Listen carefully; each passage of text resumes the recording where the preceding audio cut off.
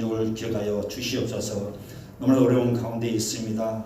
코로나19로 인하여서 온 세계가 아버지 두려움 속에 있고 또한 서로가 서로를 믿지 못하고 또한 두려움 속에 있습니다. 이 코로나가 어떻게 종식될 수 있도록 하나님께서 붙들어 주시고 아버지는 코로나를 잊게 하시는 주님이시오 거두게 하시는 주님을 믿사오니 이 역경으로 통하여서 저희들 다시 한번 깨닫고 하나님의 은혜를 다시 한번 깨닫는 저들에게 도와주시고 아버지 우리들이 날마다 힘입어서 이 어려움 속에 넘어지지 아니하고 좌절하지 않고 병들지 아니하고 늘 건강한 모습으로서 하나님께만 영광 돌리는 귀한 하나님의 자녀들 다 되게 도와주시옵소서. 또한 이 나라의 민족을 주님 붙들어 주시고 인도하여 주시옵소서. 너무나 어려운 경제적으로 어렵습니다. 또한 정치적으로 어렵습니다. 사회적으로 어렵습니다. 문화적으로 어렵습니다. 이 어려움 가운데 하나님께서 훌륭한 지도자를 주님께서 보낸 줄 믿사오니 지도자를 통하여서 나라와 민족을 위해서 기도하며 저들이 진정 각자 이치에서 내가 나라와 민족을 위해서 어떻게 해야 할 것인가를 다시 한번 깨닫는 모든 이정자들이 되게 하여 주시고 그들이 모두 다 하나님을 두려워하며 하나님을 공경하며 주의 말씀의 뜻대로 살아가는 저들 되게 하여 주시사 저들이 진정 나라와 민족을 위해서 올바로 일할 수 있는 귀한 이정자들 되게 하나님 도와주시옵소서. 또 우리 대한민국 주님께서 남북으로 흩어져 있습니다. 세계 유일하게 이렇게 흩어져 있사오니 하나님께서 불쌍히 여겨 주시옵시고 올 금년도 한 해가 다 가기 전에 진정 그 뜻을 이룰 수 있도록 통일되는 이 나라가 민족이 되게 도와주시옵소서. 우리 힘으로는 할 수 없습니다. 오직 하나님만이 그 남북의 벽을 아버지의 깨뜨릴 줄 믿사오니 하나님께서 그 남북의 벽을 어서속히 깨뜨리게 하여 주시고 모든 인연들이 다 사라지게 하여 주시고 주님의 은혜 가운데 서로 사랑으로 하나로 모든 뜻이 뭉쳐지는 이 나라의 민족이 될 수 있도록 도와주시옵소서. 사랑하는 우리 모든 아버지 성도님들 주님께서 늘 은혜와 사랑으로 붙들어 주시옵소서.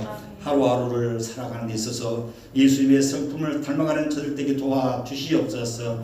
또 예수님의 권위가 무엇인 걸 깨닫고 그 예수님의 살아오셨던 그 걸음을 다시 한번 저들이 걸어갈 수 도와주시옵시고 또한 그 놀라운 예수님의 인격을 닮아갈 수 있는 우리의 삶의 생활이 되게 도와주시옵소서.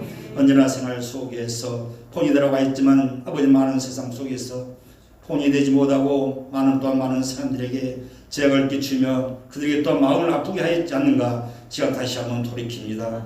주님께 그들의 마음을 아프게 했던 거 주님 용서하여 주시옵시고 아버지 다시 한번 그들을 뜨겁게 사랑할 수 있는 마음을 주님께서 우리 모두에게 허락하게 하여 주시옵소서. 작년도 다 지나간 해에 다 하지 못했던 사랑하지 못했던 모든 것들을 다 주님께서 올 금년도는 하나님의 사랑으로 품을 수 있는 저들에게 도와주시옵소서. 모든 것이 삶 속에 은혜 일치가 되도록 하였습니다. 그러나 그렇게 하지 못한 우리의 잘못된 행실을 주님 용서하여 주시옵시고 언제나 주님의 사랑 안에서 말과 행동이 하나로 일치될 수 있도록 도와주시고 믿지 않는 영혼들 속에서 그들을 위해서 기도하며 또한 그들을 천국으로 인도해 나가는데 먼저 저들이 폰이 되어야 하는데 그렇지 못하고 내 이웃과의 관계 속에서 믿지 않는 사람들의 관계 속에서 정말로 그들에게 해를 끼치지 않는가 다시 한번 생각을 해봅니다. 그러한 모든 마음들 주님께서 다 제하여 버리게 하여 주시옵시고 내가 먼저 다가가서 손을 내밀어서 사랑으로 함께 품을 수 있는 우리 모두가 다 되게 도와주시옵소서. 우리 강육들 하나님께 붙들어 주시고 인도하여 주시옵소서. 이 귀한 제단을 주께서 70여 성상 하나님께 듣고 사랑하시고 인도하여 주셨사오니 앞으로 더욱더 크고 놀라운 하나님의 귀한 불길이 넘치는 귀한 성전이 되게 도와주시옵시고 드나드는 모든 심령마다 차고 놀라운 하나님의 축복이 임하게 하여 주시고 또한 이곳에서 성장하여 나가는 모든 객지 있는 사랑하는 자녀들 하나님께서 그들 각게 갇혀 있을 때 그들이 하나님의 크고 놀라운 우리의 은총을 더하여 주시옵소서. 우리 강리 불합도 주님께서 붙들어 주시고 인도하여 주시옵소서. 많은 앞에면에 다 아버지 불합보다도 제일 먼저 앞서가는 우리 불악이 되게 하여 주시옵시고 각 가정이 아버지 농산물과 수산물 모두 기획하는 것에 하나님 금년도 한 해도 풍년의 농사가 풍년의 바다의 모든 것이 다 이루어지게 하나님 축복하여 주시옵소서. 우리의 모든 삶을 지키시고 오늘도 인도하여 주시옵소서. 시간도 귀한 말씀을 전해주신 귀한 우리 목사님 주님께서 크고 놀라운 은총을 더하여 주시옵시고 시간 필요한 귀한 생명의 양식을 나눠줄 때 우리 모두가 진정이 말씀으로 통하여서 아버지 예수님께서 사도를 부르실 때 높은 뽕나무에 올라가 있을 때 그곳에서 내려오라고 했을 때 그는 내려와서 아버지는 주님 예수님께 또한 말씀하실 때 내 집에 유하여야 했다고 주님께서 말씀하셨습니다. 오늘 모두가 우리 마음속에 예수님이 거하는 우리 모두의 심령들이 다 되게 도와주시옵소서. 오늘 또 이곳에 참석하고자 싶어도 참석하지 못하는 사람 우리 형제자매들 너무도 많이 있습니다. 이 시간 병원에 계신 우리 사랑하는 권사님들 하나님께서 은혜로 붙들어 주시옵시고 너무나 오랜 기간 동안은 아버지 병마에 아버지 신음하는 귀한 우리 이길종 권사님 우리 하나님께서 붙들어 주시고 사랑으로 함께하여 주시옵소서. 우리 인간이 이분을 할 수 없습니다. 그러나 저희들은 단지 기도할 수밖에 없사오니 우리의 기도를 주님께 들어 응답하여 주시옵소서. 아버지는 각자 모든 처소에 있는 심령 일에도 하나님께 구원을 은혜를 풀어 주시옵시고 오늘 하나님의 귀한 말씀을 들을 때 우리의 심령들이 회복되게 하여 주시옵시고 변화되는 귀한 시간 되게 하나님 도와주시옵소서. 모든 것 감사드리며 거룩하신 예수님의 이름으로 간절히 기도드리옵나이다. 아멘.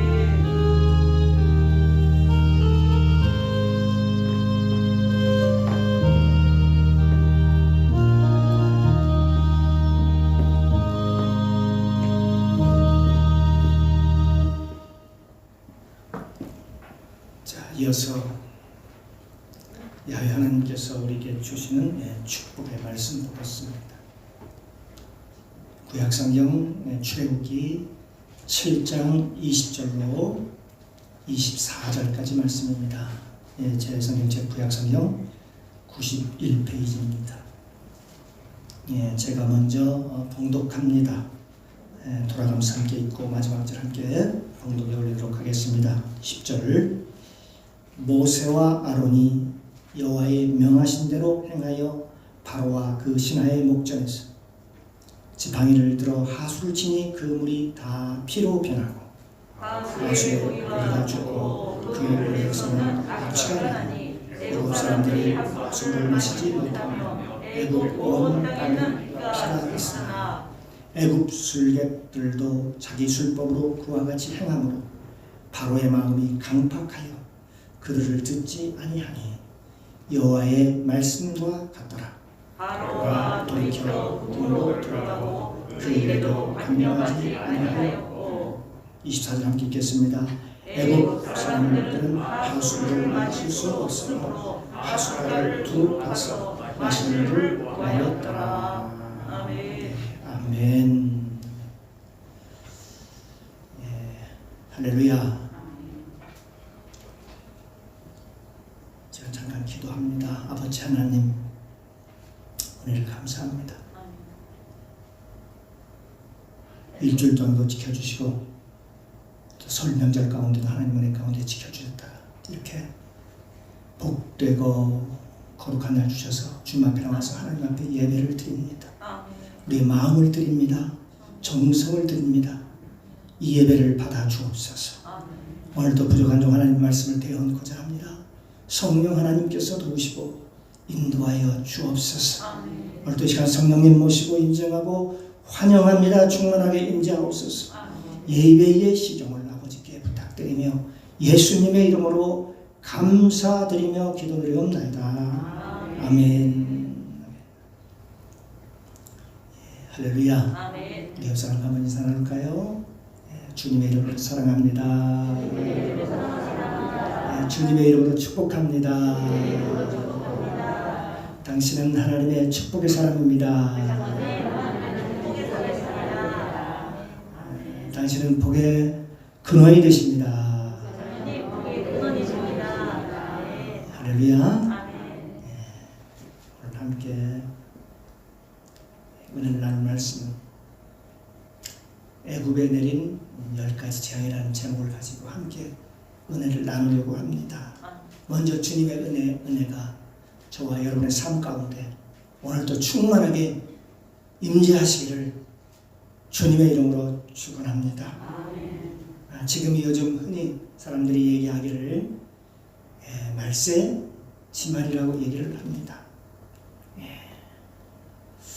그러면 이 말세 지말에 앞으로 다가올 그 징조가 어떻게 우리에게 나타날까? 우리가 성경을 통해서 우리가 보면은 확실하지요. 구약 성경에 애굽에 내린 그 10가지 재앙을 통해서 우리가 보고 듣고 또 교훈을 얻고 우리가 다시 그걸 다 요즘 말로 요즘 현대적으로 해석을 할 필요가 있습니다.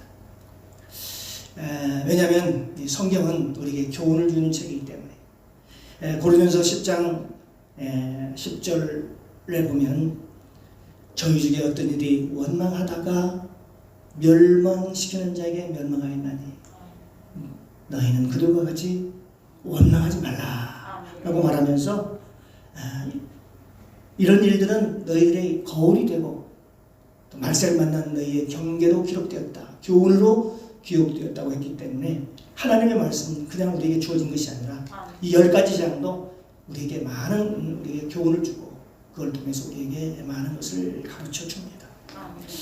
이 성경의 이 10가지 재앙, 이것을 기록해 놓은 목적이 분명히 있을 것입니다. 이것을 보고 듣고 깨달아서 내가 복을 받으라고, 깨달아야 복을 받기 때문에 깨달아서 복을 받으라고 이걸 기록해 놓았습니다. 이걸 통해서 저와 여러분은 성경을 통해서 우리가 교훈을 얻는 거죠. 이걸 통해서 우리가 교훈을 얻는 것입니다. 출애굽기에 나오는 애굽의 10가지 재앙에 대해서 여러 가지로 다양한 그런 해석이 나옵니다. 하지만 우리 10가지 재앙은 애굽의 그 신들에 대한, 애굽에는 많은 신들이 있었습니다. 신들에 대한 그런 심판이었고 당시 최고의 권력자인 애굽 왕과 그 다음에 애굽 왕 바로를 심판함으로써 그 여호와 하나님이 누구인가 라는 것을 알게 되고 또 창조주 하나님이 얼마나 위대한 분인가, 창조주 하나님이 얼마나 위대하신 분인가를 알도록 보여준 사건이라고 얘기할 수 있습니다. 우리 믿는 창조주 하나님이 누구인지 확실하게 보여준 사건이 바로 또 이 10가지 재앙을 통해서 하나님께서 보여주셨다는 것입니다. 하나님이 말씀하시면 그대로 됩니다. 태초에 말씀이 계십니다. 태초에 하나님이 천지를 창조하시니라. 땅이 혼돈하고 공허하며 흑암이 깊음에 있고 하나님의 영은 수면에 운행하시느니라 하면서 하나님이 말씀하시기를, 하나님이 가라사대 빛이 있으라 하시면 빛이 있었고, 하나님이 말씀하시면 하나님 말씀하신 대로 되어진다는 사실입니다. 그러므로 여기 보니까 이 10가지 재앙을 통해서도 우리가 하나님이 하셨다는 것입니다. 이 10가지 재앙을 어떠한 그 딱딱한 어떤 시각적이나 논리적으로 접근한 게 아니고 좀 더 이 재앙을 어떤 목적적 관점에서 살펴보자는 것입니다. 그래서 이 실제 우리 신앙생활하는데 실제 적용하는 많은 유익이 있습니다. 이 10가지 재앙을 우리 신앙과 관련하여 실질적으로 우리 실제 신앙생활하면서 하는 것으로서 우리가 살펴보면 지금 현 시대를 살아가는 우리들에게 이 10가지의 재앙은 많은 교훈을 줍니다. 이 재앙을 하나님 믿는 백성이 세상을 상징하는 그 애굽을 떠나기 전에 그 발생한 사건이라고 볼 수가 있습니다. 이 10가지 재앙을 단순히 그 당시에 세상에 귀한 애굽 왕과 애굽 백성들에게 그냥 단순히 보여준 하나의 사건이라고 보지는 않습니다. 그러므로 이 10가지 재앙을 단순한 기적사건으로 보지 않고 이 10가지의 재앙을 통해서 여러 가지 다양한 말세에 보여줄 징조로 순서적으로 그리고 또 단계적으로 이렇게 나타나는 모습을 볼 수 있습니다. 그런 의미에서 이 10가지 재앙에 대해서 영적인 의미와 그리고 징조에 대해서 우리가 한번 살펴보면은 우리가 첫 번째로 오늘 본문에서 읽었던 첫 번째 뭐가 나오냐, 피재앙이 나옵니다. 첫 번째 피재앙. 이 피재앙이 일어나자마자 애굽에는 어떤 일이 벌어지냐면 애굽에 있는 모든 사람들에게 피재앙으로 인해서 많은 어려움이 생기게 되게 되지요. 그래서 이 재앙으로 인해서 어떤 일이 생기냐, 첫 번째로 물이 부족해지는 사건이 생기게 되는 것입니다. 왜냐하면 다 나일강 그 하수카의 물이 피로 배라있기 때문에 피로 변하게 거기에 물고기들이 살 수가 없어. 다 물고기가 죽었다고 하니까 그만큼 이 물이 먹을 물이 없었다는 얘기죠. 오늘 본문 말씀입니다. 출애굽기 7장 20절 모세와 아론이 여호와 명하신 대로 행하여 바로와 그 시나이 목전에서 지팡이를 들어 하수를 치니 그 물이 다 피로 변하고 하수의 고기가 죽고 그 물에서는 악취가 나니라고 얘기하고 있습니다. 그래서 사람들이 악취가 나기 때문에 그 물을 마실 수가 없었다라고 얘기하고 있습니다. 이 말은 말세가 되면은 이 피지향으로 인해서 제일 먼저 어쩐 일이 일어나는가 우리가 한번 생각해 볼 필요가 있죠. 한마디로 먹을 물이 아주 부족하게 됩니다.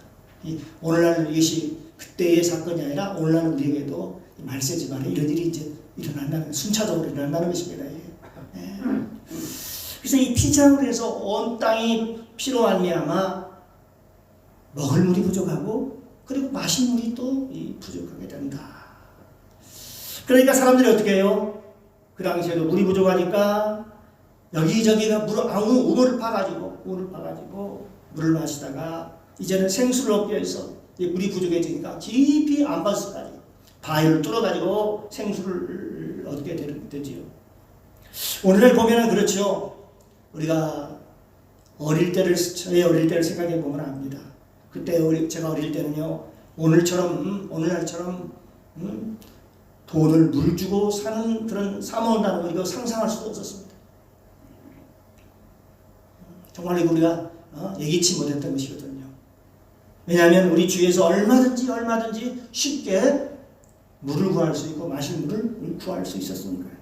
그러나 지금 어떻습니까? 지금은 환경이 많이 오염되어 가지고 어때요?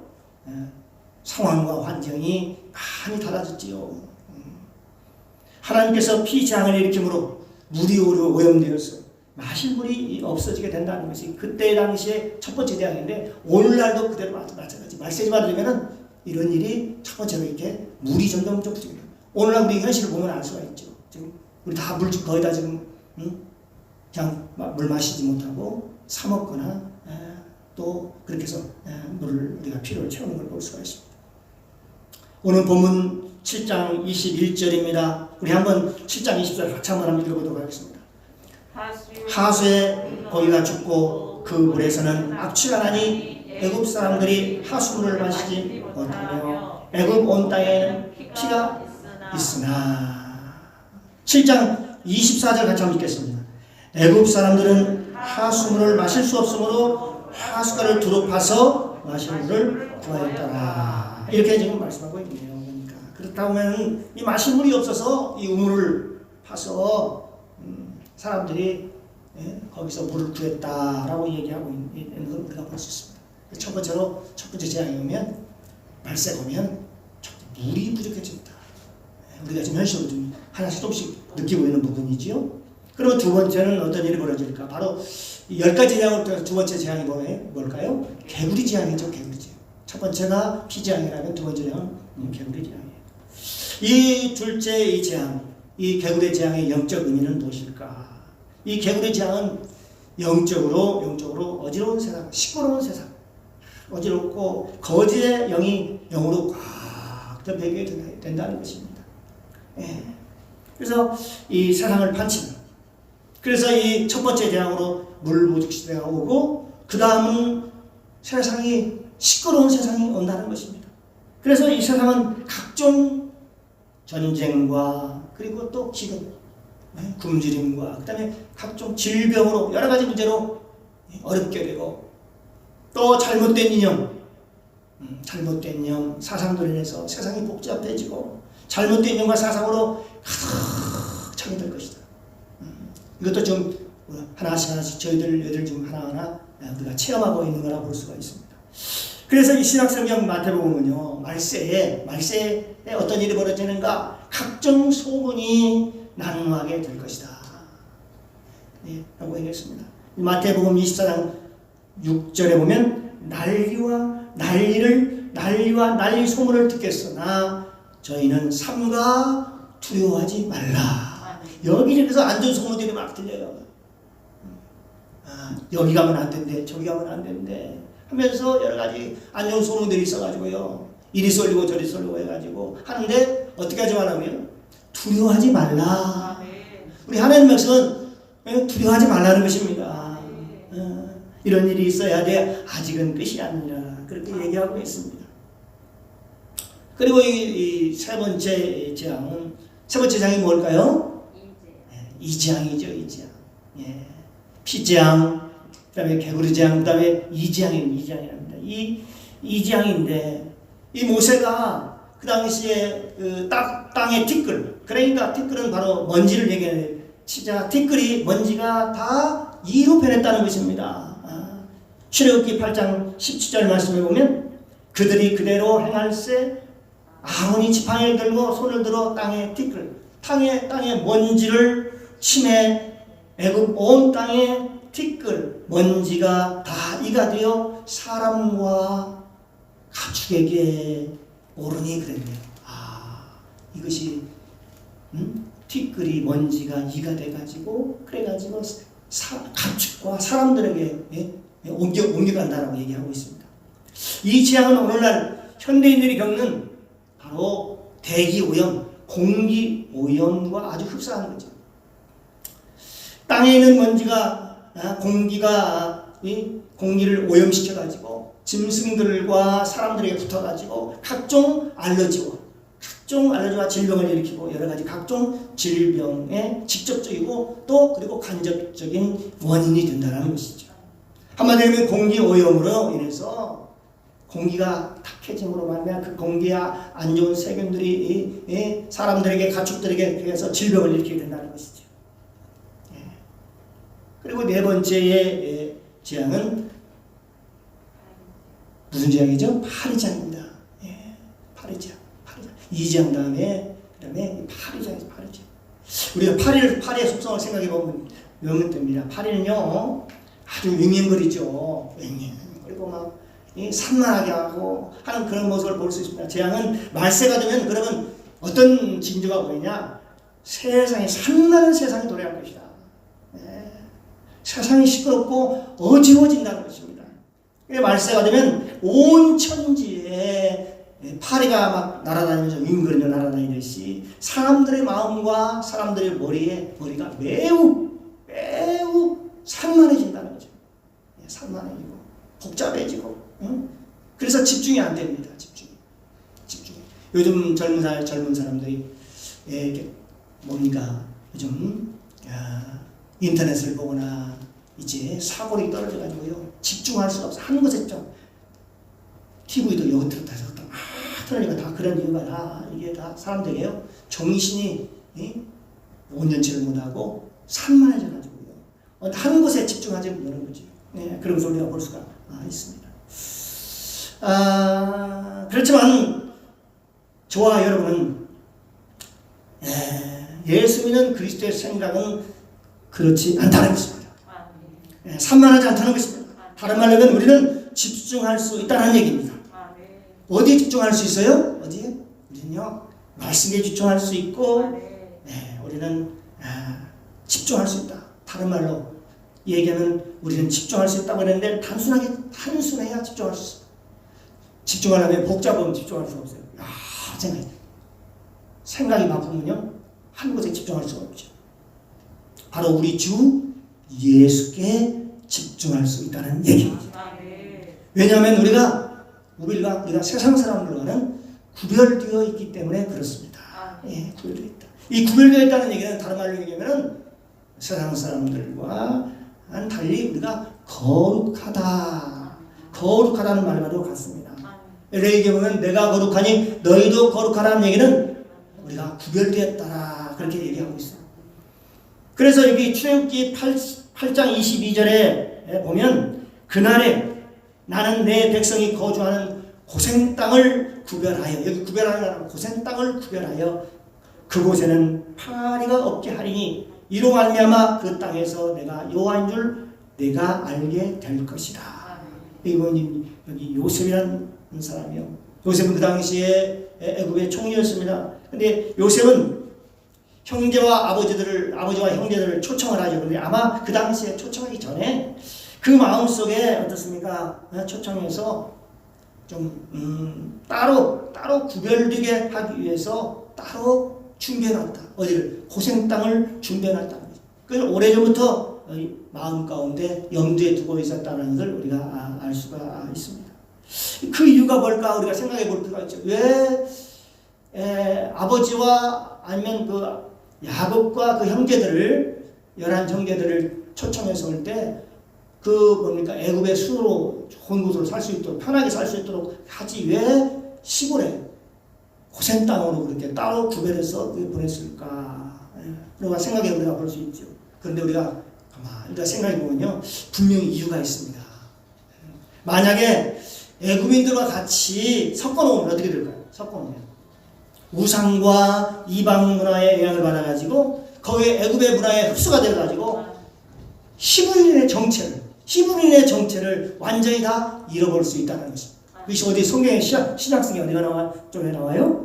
보면은 사마리아인이 나오잖아요. 사마리아. 아수가 와가지고 아수 사람들하고 같이 합쳐서 사마리아인이 돼가지고 유대인의 정체성을 완전히 잃어버린 것 똑같습니다.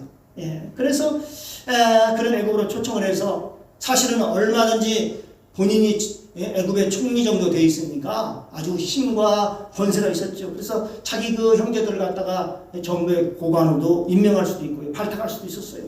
그래서 얼마든지 편하게 살 수 있었는데 그렇게 요셉이 그렇게 하지 않았다는 것을 알 수가 있습니다. 왜 그랬을까? 가만히 생각하면 어떻게 우리 육적으로 생각하면 그렇습니다. 왜 그동안에 고생했으니까 와서 편하게 살도록 집도 고대 방실 지어주고 말입니다. 편하게 일도 않고 사게할 수 있을 텐데 왜 저 시골 촌놈으로 그대로 살 수 있도록 그렇게 했을까? 여기에는 상당히 엄청난 뭐가 있습니까? 깊은 의미가 있다는 사실을 우리가 알 수가 있습니다. 제가 목회하면서 그동안에 깨달은 점이 있습니다. 놀랍게도 주위를 보면은 예수님을 똑바로 믿는 사람들이 세상 이런 말에 대부분 세상 일에 분주하거나 산만하지 않다는 것을 알 수가 있습니다. 얼마나 단순한지 몰라요. 예수 찾는 사람들이요 아주 단순합니다. 그래서 저도요 이제 그걸 생각하면서 이런 생각을 해서 저도 한번 생활을 단순하게 해보려고 주의를 하나씩 사실은 기도하면서 정리를 하고 있습니다. 하루 생활도 그렇고요. 많은 면에서 제가 지금 물을 빼고 있습니다. 한마디로 세상의 물을 지금 빼고 있다는 얘기입니다. 생활을 좀 단순하게 하자. 그러면 어떻게 될까요? 주님과 교제할 수 있는 시간이 많아지게 되지요. 그래서요, 첫 번째로 했던 일이 뭐냐? 지금 한 6, 7개월 들고 왔습니다. TV를 완전히 끊었습니다. 그리고 정찰들 하나씩 더 이제 늘려가는 거지요. 그래서 이제 그동안에 봤던 신문이라고 별 것도 없지만 우리 여기 신문 보는 것도 좀 절제하고 끊고 인터넷 들어가서 보는 것도 끊고 하나씩 이 끈다는 게 뭐예요? 출애굽한다는 얘기입니다. 출애굽. 지금 우리가 출애굽을 보고 있죠. 출애굽한다는 얘기, 세상에서 나온다는 얘기거든요. 그러면 그 출애굽이라는 게 뭐냐? 내가 그동안 좋아했던 걸 하나씩 끊어가는 것입니다. 쉬운 일은 아닙니다. 하나님께 기도하고요. 하나씩 끊으면 여러 가지 금단 현상도 옵니다. 왜 우리가 말씀에 집중하지 못하고 예배에 집중하지 못하고 교회에 집중하지 못하고 하나님 말씀에 집중하지 못하는가 하는 것은 세상 것에 이미 내가 많은 것을 빼앗겨 있기 때문에 그렇다고 보는 것이거든요. 그러면 사람들이 이렇게 질문할 것입니다. 그럼 무슨 낙으로 무슨 재미로 살아가냐고 다 끊어버리면 이렇게 얘기할 수 있겠죠. 그런데 제가 지금 하나씩 그걸 끊으면서요 경험한 게 있어요. 체험한 게 있는데 참 체험해보니까 정말로 나에게 많은 유익이 있습니다. 아주 이렇게 이제 다른 것들 다 끊어지니까 어떻게 돼요? 얼마나 좋은지 몰라요. 그걸 한번 체험해보면 압니다. 체험해보면 얼마나 여기 있는지 몰라요. 백문이 불여일견입니다. 한 번 보는 것보다 한 번 보는 게 낫다라고 한 번 듣는 것보다도 그렇듯이요 마찬가지입니다. 우리의 그 정신과 영혼이 말이 얼마나 맑아지는지 몰라요. 첫째 피곤하지 않습니다. 피곤하지 않고 항상 개운하게 되고 그리고 어떠세요? 시간이 많이 남죠. 저녁에도 시간이 많이 남죠. TV 안 보니까 많이 남습니다. 많이 나오면 하나님과 소통하고 교제하는 시간이 많아지게 되게 돼 있어요. 그런데 놀라운 사실은 그러면 그럴수록 더욱더 의욕이 생기고 힘이 생깁니다. 하나님과 가까이 하고 싶은 마음이 더욱 드는 거예요. 하나님께 가까이 하는 복이 있다고 그랬잖아요. 그래서 하나님의 말씀을 묵상하는 시간이 많아지고요. 깊은 하나님과 교제가 이루어지고 한마디로 복잡하지 않습니다. 아까 말세가 되면 산만해진다고 했잖아요. 팔이 개구리 재앙에서 봤듯이. 그러는데 삶이 단순합니다. 예수님께 더욱 집중합니다. 거기에 올인합니다. 한번 해보십시오. 하나씩. 그러면요 옛날에 하지 못했던 하나 할 수 있습니다. 옛날에 말씀 보지 못했던 거 볼 수 있고요. 옛날에 새벽기도 못했던 것도 새벽기도 할 수 있고요. 다 모든 게 하나씩 영적으로 바뀌어져요. 근데 놀라운 사실은 어떻게 되냐면 예전에보다도 훨씬 더 여러분 영혼이 건강해지고 행복해지고 마음이 편해지고 왜? 하나님이 그런 마음을 주셔요. 그렇게 되는 것 같아요. 죄 중이면 더 마찬가지고 더 그래야겠죠. 더 유익하겠죠. 하나님과 더 24시간 잠자는 시간 빼는 건 다 하나님과 늘 교제하고 하나님께 물어보고 항상 대화하고 이렇게 자꾸 하는 모습. 여기 보면은 히브리서에 보면은 12장 1절에 있죠. 그러므로 우리에게 구름같이 둘러싼 허다한 증인이 있으니 모든 무거운 것과 얽매이기 쉬운 죄를 벗어버리고 그랬어요. 모든 걸 다 벗어버리라고 그랬는데 사실 벗어버릴 게 보니까 저를 보니까요 너무나도 많은 거야. 죄의 종류에도 불구하고요 내가 벗어야 할 것들이 세상 것들이 벗어야 할 것들이 너무나 많다는 거지. 그것 때문에 하나님을 가까이 하지 못하고 그것 때문에 내가 목회 전임하지 못하고 했던 부분들이 너무나 많다는 것을 말씀을 통해서 또 기도를 통해서 알게 됐어요. 그래서 결단해야겠구나. 내가 정말 앞으로 내가 그동안에 좋아한 것들 내가 시간을 많이 빼앗겼다는 것들 하나님이 왜 내가 빼앗겼던 것에 대해서 내가 다시 되찾아가지고 그 되찾아가는 것은 마귀에게서 내가 그 되찾아내는 것이에요. 여기서 이 히브리서 12장 2절에도 보면 오직 예수님만 바라보자고 하죠. 여기 허다한 증인들이 있다고 그랬습니다. 그래서 하나님의 다 놀라운 복을 받게 되지요.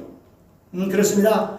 오직 예수 그리스도만 바라볼 때 오직 예수 그리스도만 바라볼 때에 소망이 있습니다. 여기 고린도서 10장 31절에 보면 그런즉 너희가 먹든지 마시든지 무엇을 하든지 다 하나님의 영광을 위해서 하라. 예. 그렇습니다. 그래서요 보니까 이스라엘 백성들이 출애굽을 하듯이 이 출애굽이라는 창세기에서는 주권이 세워진다고 했어요. 주권이 세워졌을 때 그때 일어나는 현상이 세상 것들이 하나씩 모든 세상 만물의 주인이 하나님이시라는 것을 알게 될 때 이제 그것을 진짜 깨닫게 될 때 세상 것이 하나씩 끊어지기 시작하는 거예요. 귀한 게 알게 되거든요. 그게 바로 출애굽한다는 얘기인데 이스라엘 백성들이 출애굽하듯이 세상으로부터 출애굽이 일어납니다. 이 출애굽한다는 것은 이전에 내가 좋아하던 것을 하나씩 끊는 것을 얘기합니다. 한마디로 뭐 하는 걸까요? 세상의 옷을 벗는 것을 의미합니다. 한마디로 육신의 옷을 벗는 것을 의미합니다. 어떤 목사님이 이런 말씀을 간증을 했습니다. 자기는 참 얼마나 사람마다 그냥 스포츠 좋아하는 분도 많죠. 사족을 못 쓰는 분이 계셔요. 그렇죠? 그거 안 보면 큰일 나는 것 같아요. 그런데 그분도 그런 부류였던 것 같아요. 마니아 정도로 스포츠, 특히 야구예요. 너무 좋아해가지고 그걸 끊었어요. 근데 그걸요 하나님의 주권, 모세오경 훈련을 받으면서 자기가 가장 좋아하던 것 그걸 끊었다고 그걸 간증을 하더라고요. 왜냐하면요 세상 것이 끊어질 때에 세상 것이 완전히 끊어질 때에 진정한 회개가 일어납니다. 그리고 회개할 때에 하나님의 기적이 일어납니다. 이럴 때에 위로부터 하늘로부터 불을 받습니다. 성령의 불을 받습니다. 그러므로 기도하며 성령 받고 새로운 놀라운 비전, 하나님의 놀라운 비전을 받게 되는 것이죠. 오늘 네 번째 재앙, 이 다섯 번째 재앙은 가축 재앙입니다. 가축 재앙. 이 재앙은 동물들에게 병이 생기기 시작합니다. 말세가 되면 각종 동물이 고칠 수 없는 병으로 죽습니다. 전에는 가축병이 생기면 그 가축만 죽었어요. 그 가축의 종류만, 닭이면 닭, 소면 소만 죽었어요.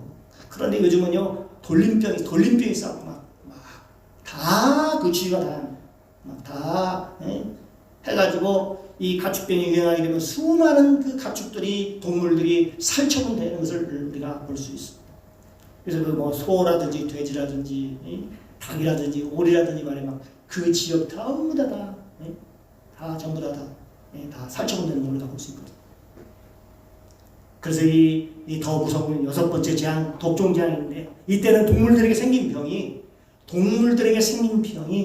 이제는 동물에게 있는 것이 아니라 사람에게로 옮겨간다는 것입니다. 이번에 우리가 지금 얘기하는 우리 뭐죠? 코로나도 그 현상이 하나라고 우리가 볼 수가 있습니다. 거의 모든 동물들이 첫 번째 사람으로 시작하지 않고 다 동물들로부터 시작하여 사람으로 옮긴다는 것입니다. 그전에 보면 메르스라든지 사스라든지 이번에 코로나도 마찬가지입니다. 여기 출애굽기 9장 3절에 여호와의 손이 들에 있는 내 가축 곧 말과 나귀와 낙타와 소와 양에게 더하리니 심한 돌림병이 있을 것이며 라고 말씀하고 있습니다. 그래서 이 6번째 재앙으로 악성 종기가 생기기 시작합니다. 그래서 그동안에 동물에게만 발생했던 그런 바이러스나 세균이 이제는 어떻게 사람에게 옮겨져 가지고 새로운 질병을 만들어낸다는 것입니다. 거기다가 이제 어떻게 돼요? 그것이 지속되면서 이 바이러스에도 이제 변종이 일어나는 거죠. 변종. 새로운 바이러스. 그렇습니다. 다음에 그 6번째 재앙이어서 7번째 재앙은 바로 그냥 우박재앙. 우박재앙. 그래서 이 우박재앙은 말 그대로 이 우박재앙 때부터 경제적 재앙이 일어나기 시작합니다. 경제적 재앙. 이제 경제적으로 먹고 사는 문제에 큰 타격을 받게 되는 것입니다. 그래서 엄청난 그 경제 재앙으로 인해서 엄청난 손해와 손실이 발생하게 되는데, 왜냐하면은 이 우박이 떨어짐으로 말미암아 농작물이 우박으로 말미암아 모든 그 식물들이 다 망가지고 수확을 제대로 얻지 못하게 되는 거죠. 그로 인해서 어떻게 돼요? 결국은요, 먹을 것이 많이 부족해요. 먹는 게 아주 이제 귀하겠습니다. 쌀이라든지 실제로 쓰는 필수품들을 구하기가 힘든 시대가 반드시 온다라는 얘기입니다. 말세가 되면 이제 이런 게 일어난다는 걸 알 수 있습니다. 그래서 성경에도 있지만은 앞으로 지금 우리는 지금 쌀 한 가마니에 얼마 갑니까? 20몇만 원 갑니까? 그런데요, 이제 그때는 쌀 한 가마에, 쌀 한 짝에 몇백만 원 가는 그런 시대가 반드시 올 거라는 것입니다. 그렇기 때문에 이제 그동안에는 뭐 좋은 집에 산다고 막 떵떵거리고 자랑하고 그랬지만 어때요? 그쯤 되면 어떻게 됩니까? 아무리 좋은 집에 살면 뭐합니까? 그런 집보다도 쌀 몇 포가 훨씬 더 가치 있는 시대가 온다니. 마지막 때가 오면, 이제 말세가 오면은 그런 시대가 안 올 것 같죠. 지금 여러분 생각에는 절대 안 올 것 같죠. 온다니까요. 우리가 이걸 미리 대비를 우리가 해야 돼요. 여기 보면 출애굽기 9장 31절에 보면 그때에 보리는 이삭이 나왔고 삼은 꽃이 피었으므로 삼과 보리는 상하였으나 그러나 밀과 보리는 자라지 아니한 거로. 밀과 보리는 아예 땅에서 자라지를 않으니까 어떻게 수확을 거둘 수가 없는 거지요. 그러니까 어떻게 돼요? 결과적으로 엄청난 이제 먹고 사는데 이제 문제가 딱 생기게 되는 거지. 그럴 때 이제 그보다 더 심각한 경제적 재앙이 오는 게 바로 이제 8번째 재앙인 메뚜기 재앙입니다. 메뚜기 재앙. 이 우박으로 인해서도 피해가 있었었는데 이제 거기다가 조금 남은 것들이 있잖아요. 남은 것들마저도 이 메뚜기가 다 먹어버리는 거예요. 그래서 이 우박 재앙은 수많은 사람들에게 경제적 고통을 줬다. 이제 메뚜기 재앙을 통해서 남아있는 그 경제마저도 땅에 곤두박질하면서 견디기 힘든 아주 극심한 경제 공황이 온다는 것입니다. 우리는 여기에 대비해야 합니다. 경제적 폭망에 우리가 대비해야 하는 것입니다. 이 상황은 아주 힘든 비상 상황이 발생이 된다는 것입니다. 이게요 안식일만에 나타나는 현상이기 때문에 하나씩 우리가 지금요 이제 하나하나 우리 되어지는 모습을 보면 알 수가 있어요. 그걸 보면 우리가 준비를 해야 한다. 우리 참 그래도 우리 시골에 살고 농토라도 있으니까 그렇지만 농토가 있어도 농사를 지을 수가 없고 쌀을 생산할 수 없는 시대가 온다는 사실을 아시죠. 모든 씨앗을 전부 다 통제하는 통제기구가 있어가지고 어느 날 갑자기 확 막아버려요. 그러면 아무것도 생산할 수 없는 그런 시대가 곧 도래할 것이라는 거죠. 그걸 우리가 얘기해 주고 있습니다. 그래서 이게 보면 우리가 말세를 그래서 준비하는 길은 돈으로 준비하거나 땅이나 건물을 사는 것이 아니라 요한계시록의 말씀처럼 말씀과 찬송과 예수님의 보혈로 우리 신앙을 단단히 무장해야 하는 것입니다. 성경에 슬기로운 5처녀 말입니다. 5처녀처럼 말입니다. 등불과 기름을 준비해야 합니다. 여기 출애굽기 10장 15절에 보면은 메뚜기가 온 땅을 덮어, 메뚜기지 아닙니다. 메뚜기장을 상상을 해보시면 메뚜기가 온 땅을 덮어 땅이 어둡게 되었으며 메뚜기가 우박에 상하지 아니하고 우박에 상하지 않은 밭의 채소와 나무 열매를 다 먹었으므로 애굽 온 땅에서 나무나 밭의 채소나 푸른 것은 하나도 남지 않았다. 다 완전히 멸절되었다. 그렇게 얘기하고 있지 않습니까? 모조리 다 먹어버리므로 뭐가 하나도 남지 않았다는 얘기입니다. 이쯤 되면 어떻게 될까요? 오늘은 성경에도 그렇게 나와 있습니다. 이 선지서에 오늘은 우리 자식을 삶아먹고 내일은 자네 자식을 우리가 삶아먹었어요. 얼마나 배고프면 자기가 낳은 자식을 애를 갖다 삶아먹는다고 하겠습니까? 그런데 그게 가장 하는 얘기입니까? 그런데 성경이 아니라 우리 통상 이런 얘기예요. 사위를 굶기면 어떻게 됩니까? 남의 당을 뛰어넘는다고 얘기하지 않습니까? 그 상황이 오면은 얼마든지 누구도 장담하지 못합니다. 우리는 안 그럴 것 같지. 우리도 자신하지 못한다니까요. 그러면 8번째 장은 9째 장은 뭘까요? 흑암재앙입니다. 흑암. 얘기 바꾸면 우리가 순서적으로 잘 생각해 보시면 됩니다.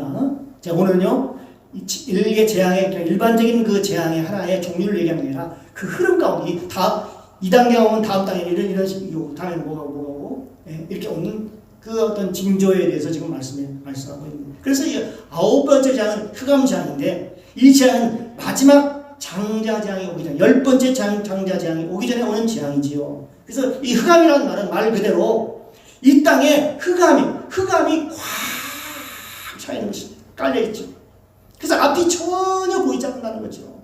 소망이 전혀 찾아볼 수 없는 그런 상황을 말하는 것이죠. 그렇기 때문에 이 땅에는 소망이 사라지고 하나님의 영광이 떠나는 것을 의미합니다. 그러나 우리는요, 우리 믿는 자는요, 그래도 우리는 소망이 있습니다. 아멘. 예수님을 꽉 붙잡기를 바랍니다. 아멘. 우리에게는 피난처가 있습니다. 그게 바로 예수 그리스도이십니다. 아멘. 우리의 피난처는 예수 그리스도이십니다. 아멘. 이 재앙이 마지막 재앙, 장자재앙인데 이 장자재앙은 뭐 있습니까? 예수님의 피가 있어요. 피. 예수님의 피가 있는 자는 살아났습니다. 아멘. 어떤 구한 질거나 모든 질병에서 죽음에서 다 넘어갔다라고 얘기하고 있거든요. 그렇기 때문에 이 장은 마지막 장인데 그들에게는 그 당시에 애굽에게는 그들이 재앙이 되었지만 이스라엘 백성들이 그 당시 이스라엘 백성들에게는 우리 믿는 얘기는 재앙이 아니라 그리고 큰 소망이 되는 것입니다. 아멘. 그렇습니다. 출애굽기 12장 12절에 보면 출애굽기 12장에 보면 쭉 나와 있습니다. 내가 그 밤에 애굽 땅에 두루다니며 사람과 짐승을 물어나고 애굽 나라 가운데 처음 난 것을 다 치고 애굽의 모든 신에게 벌을 내리리라. 나는 여호와라.